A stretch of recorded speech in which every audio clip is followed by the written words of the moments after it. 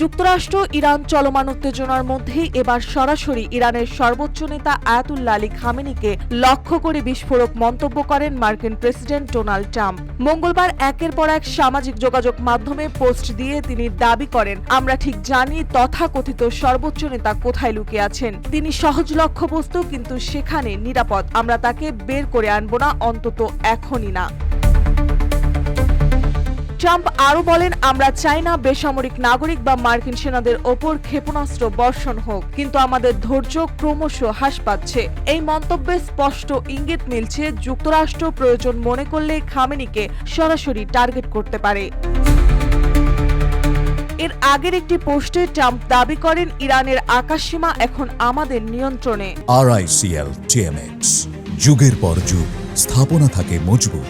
আর সর্বশেষ পোস্টে তিনি লিখেছেন, আনকন্ডিশনাল সারেন্ডার, নিঃশর্ত আত্মসমর্পণের খোলা বার্তা যেন ইরানকে চরম সতর্কতা। বিশ্লেষকদের মতে ট্রাম্পের এই ধারাবাহিক পোস্ট কেবল কথার লড়াই না, বরং এর পেছনে রয়েছে চাপের কূটনীতি এবং সম্ভাব্য সামরিক প্রস্তুতির সংকেত। খামেনিকে সরাসরি লক্ষ্য করে এরকম প্রকাশ্য হুমকি আগে কখনো শোনা যায়নি, ফলে নতুন করে দানা বাঁধছে যুদ্ধের আশঙ্কা। ট্রাম্পের হুঁশিয়ারি শুধু কথার ঝড় নাকি যুদ্ধের আগাম সংকেত, সেটাই এখন দেখার অপেক্ষায় গোটা দুনিয়া। পরবর্তী ধাপে কি ঘটতে যাচ্ছে। মার্জিয়া মৌ, রূপালী বাংলাদেশ।